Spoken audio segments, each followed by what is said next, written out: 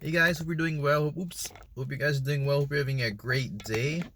Hope you guys like my haircut. I just got a haircut the other day. Looks haven't got a legit haircut in like a year.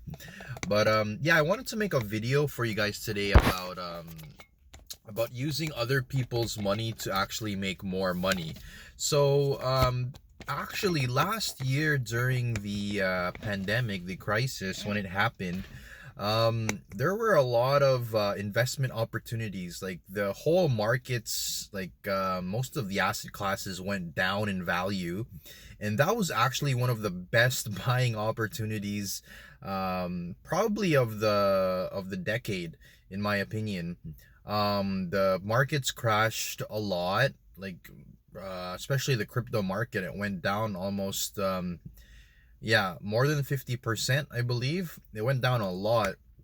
And if you actually used leverage during that time, which is obviously risky, you would have made a lot of money.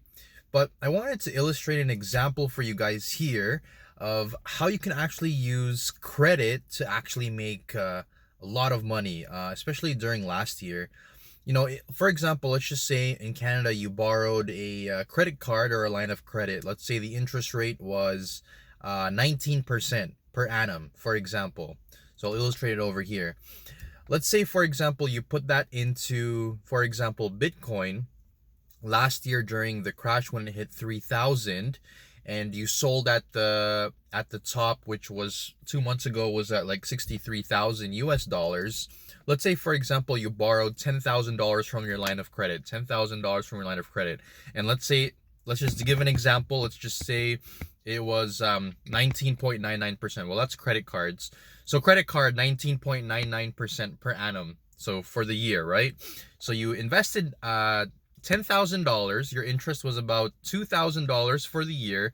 But if you look at the computation of how much you could have made if you sold at the top 2 months ago and you got in at like $3,000, I can't do the math in my head, but that would have been it would have been like more than a 500% return on investment. So I'll do the math here later on. I'm like about to go somewhere, but that's crazy returns, and you're only paying about like $2,000 in a year. And let's say, for example, you pay it off earlier, then the interest wouldn't actually compound to 2,000. Let's say, for example, you paid it within 6 months, it would only be $1,000 of interest that you would pay. So that is actually a strategy that you can use during down markets. I know personally, for me, I've actually done leveraged loans, leveraged non-registered loans. So for people in Canada, I'll explain that in another video, but basically it's borrowing a company's money to actually invest in the markets. And you want to do that especially during down markets because you can actually get good prices. Like, you know how they say buy low, sell high? That's exactly the concept. So, if we do have another crash, I don't know if it will happen anytime soon. I think the last time was just recently in the crypto market. Maybe it will recover, maybe it won't. But for any markets like the stock market, the crypto market, let's say the real estate market, you can utilize that strategy by leveraging other people's money, like using credit.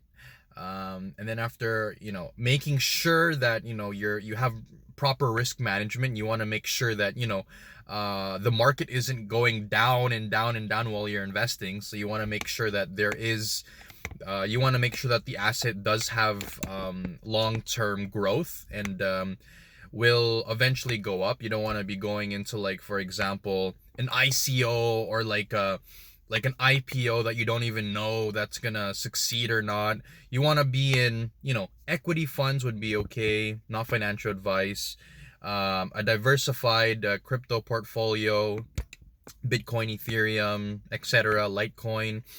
So, you want to make sure that you get into assets when they go down, and if they have a potential to go up in value and they do have a legitimate project or a legitimate company that has legitimate products and services that people will need in the long term, then those are the kinds of bets that you want to make when you're using leveraged investments with credit. So that's all I wanted to say for today, guys. It's really on my mind. So I hope you guys learned a lot. Oh, also, one more thing is, like, if you get the profit and you pay the interest, and you make, let's say you make 500%, like my previous example, and you pay interest of like $2,000. Let's say you make 40 or $50,000 on that investment, but you only pay 2,000, you're net 48. Then really, what was the real cost of borrowing? If you really think about it that way. So anyways, guys, I'll see you on my next video. Hope you guys enjoyed. Have a great day. Take care. I'll be making another video. If you have any suggestions, put it down below. Make sure to subscribe, like, and comment, and I'll see you on my next video. Take care, guys. Bye-bye.